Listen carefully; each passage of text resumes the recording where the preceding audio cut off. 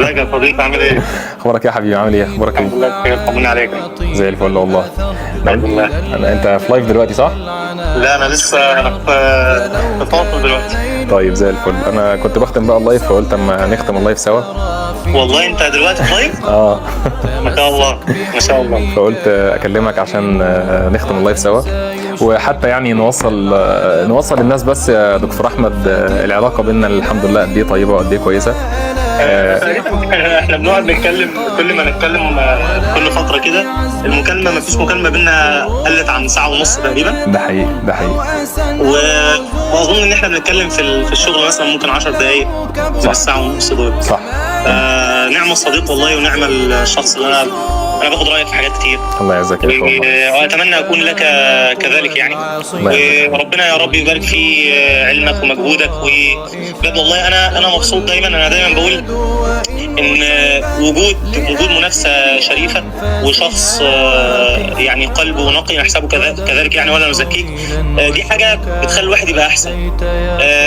انا بحب اتفرج على الناس كلها، وسواء في مادتي او في المواد التانية، ولما حد بيعمل حاجه جديده دي حاجه بتشجعني ان الواحد يطور من نفسه، سواء علميا او حتى في طريقه توصيل المعلومه او في الجزء بتاع اللي هو الاداري بقى، التنظيم.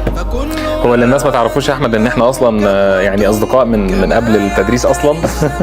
يعني من سنه 2017 تقريبا. 18 لما دخلنا الكليه. 18 اواخر 17. صح اواخر 17. صح من يعني دلوقتي داخلين على كام سنه؟ هو داخلين على 8 9 سنين. ما شاء الله اللهم بارك. فيعني والله يا اخي اني احبك في الله، وحبيت بس يعني اكلمك كده لايف قدام الناس عشان بس ما يبقاش حاجه مترتبه، وانا فعلا ما كنتش يعني في دماغي حاجه، بس قلت انا بختم كده لازم اكلم يعني دكتور احمد. الله يكرمك، كانت جميله قوي. لو انت برضه في لايف. انا قلت برضه لسه المغرب عليه شويه فانت في لايف، بس يلا لعله خير يعني. احنا كنا بنحل دلوقتي فكنت طلعت فاصل شويه. أيوة. وهنرجع نكمل ان شاء الله على خيرة الله ان شاء الله. حبيبي ربنا معاك.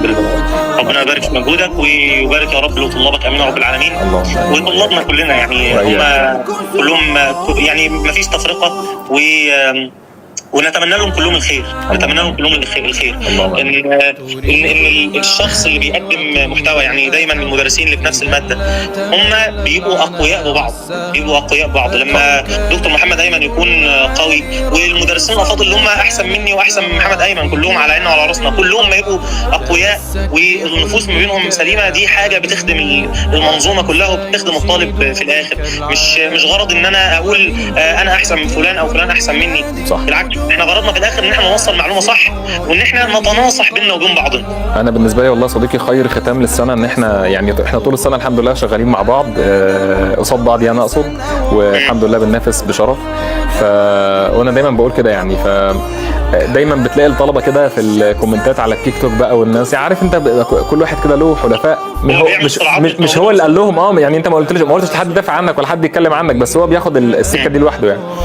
لو يعرفوا اللي فيها، لو يعرفوا يعني دايما في كل ماده كده بتلاقي 3-4 اسامي كبار. هم لو يعرفوا ان الناس دول هم خلاص قاعدين مع بعض دلوقتي وبيخرجوا مع بعض، ويعرفوا العلاقه ما بينهم. يعني مثلا قريب لما مستر عبد المعبود اتصل بمستر محمود مجدي ويتكلموا، ايه الجمال ده؟ ما هو ده اللي بيحصل اصلا في الواقع. الله ينور عليك. بالظبط. العلاقه اللي بتحصل في الاونلاين دي هم ما يعرفوش ان ده ملوش اي علاقه بالواقع يعني. فانا عشان كده قلت اما اختم السنه يعني بمكالمه كده ان شاء الله تكون موضحه وانت اهل لهذه المبادره يعني يا حبيبي، وربنا يوفقك. الله يعزك. ويكتب لك الخير دائما امين يا رب العالمين. ربنا يوفقك يا رب حبيبي. خلاص بقى سيبك عشان اللايف بتاعك ما تتعبش. ماشي يا حبيبي. والرجاله كلها على خير ان شاء الله.